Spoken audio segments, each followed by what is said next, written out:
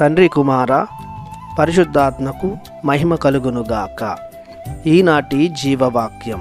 కుమారుడు ఎవరికి ఎరిగింప ఇష్టపడునో వారు మాత్రమే తండ్రిని ఎరుగుదురు. లూకా శుభవార్త 10వ అధ్యాయము 22వ వచనము. ప్రియ సహోదరి సహోదరులారా, దేవుని ప్రియ బిడ్డలారా, భూమి ఆకాశములను సృజించిన సర్వశక్తిగల సర్వేశ్వరుడు మేము దీవించి కాచి కాపాడునుగాక. క్రీస్తు ప్రభు ఈ లోకానికి వచ్చేంత వరకు త్రిత్వైక దేవుడు ఉన్నాడన్న రహస్యం మనకు తెలియదు. క్రీస్తు ప్రభు వచ్చి మనకు పరమ తండ్రిని మరియు పరిశుద్ధాత్మను ఎరిగించాడు. ఆ పరమదేవుడు మనకు తండ్రి అవుతాడని, ఆయనను తండ్రి అను పిలుచుటకు అర్హులమని, మనం ఆయన బిడ్డలమని సత్యాన్ని క్రీస్తు ప్రభు తెలియజేశాడు. అనగా తండ్రిని తెలుసుకోవాలంటే ముందుగా మనం క్రీస్తును తెలుసుకోవాలి. క్రీస్తు ప్రభుని బోధలు, మార్గాలు, విలువలు తెలుసుకుంటే క్రీస్తులో విశ్వాసం పెంపొంది క్రీస్తు ప్రభుని మనం అర్థం చేసుకోగలుగుతాం.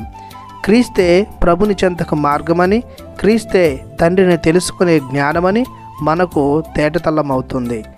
క్రీస్తు ప్రభు నుడివినట్లు క్రీస్తును అంగీకరిస్తే దేవుణ్ణి అంగీకరించినట్లే, క్రీస్తును విశ్వసిస్తే దేవుణ్ణి విశ్వసించినట్లే, క్రీస్తుని తెలుసుకుంటే తండ్రిని తెలుసుకున్నట్లే.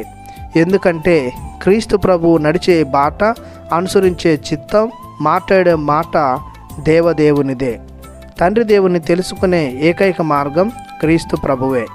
క్రీస్తును మెప్పించే విధంగా ప్రభుని చిత్తాన్ని జీవిస్తే, నీతిగా వర్తిస్తే, పరిశుద్ధంగా నడుచుకుంటే, దైవవాక్యాన్ని ఆచరిస్తే దైవ దర్శనం క్రీస్తు ద్వారా మనకు దొరుకుతుంది.